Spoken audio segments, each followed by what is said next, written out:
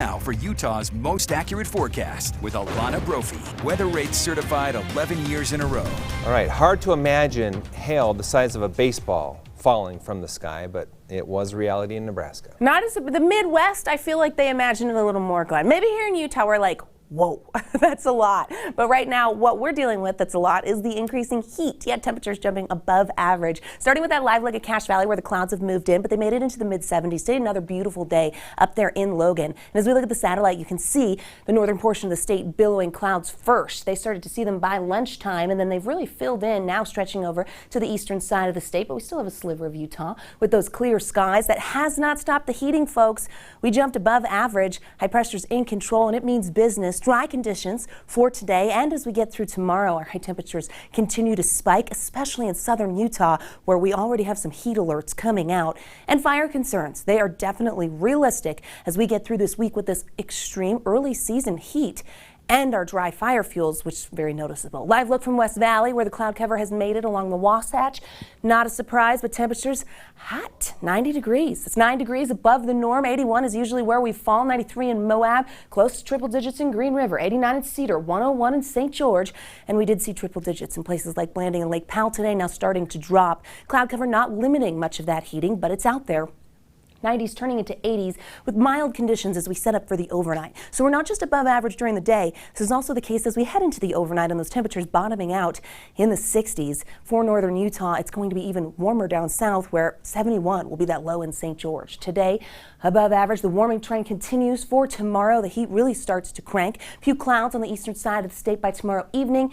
And then as we head into Friday, the breeze picks up in our southern and eastern valleys, and that will contribute to that fire danger, and the heat holds steady statewide. We also have that excessive heat watch for Washington County that will evolve into a warning, and that's posted for Friday into Saturday when this ridge of high pressure peaks. Okay, you can kind of see what's going on in the big picture. Very dry conditions. That area of high pressure is a large one, dominates the desert southwest, which is why southern Utah will see those numbers really soaring, but we get the heat up north as well. We won't see that change till the latter half of the weekend. As we head into Sunday, the winds become very noticeable, critical fire danger as a result. And we get low pressure that's going to dip on in, bring cooler air, and the chance of some wet weather for the northern portion of the state. But that cooler air will spread statewide. On Monday, it will start with the front in the north, and then by Monday night, it's moving into southern Utah, where cooler air will take over as we start early next week. Talked about those fire conditions, critical fire conditions likely from Lake Powell all the way over to Washington County up into Iron County.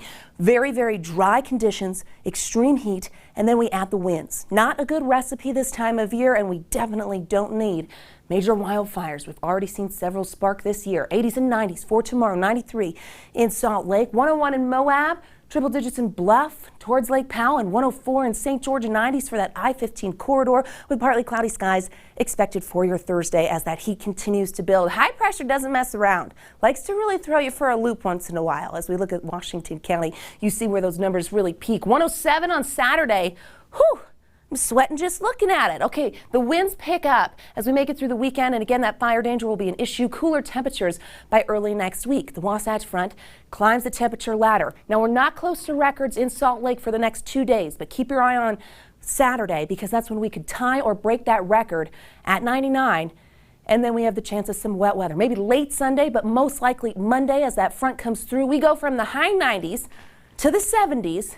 And the chance of a little bit of rain. We want that moisture. We welcome it. And I know, Glenn, you welcome those 70s any time of year. Yep, you can say that again.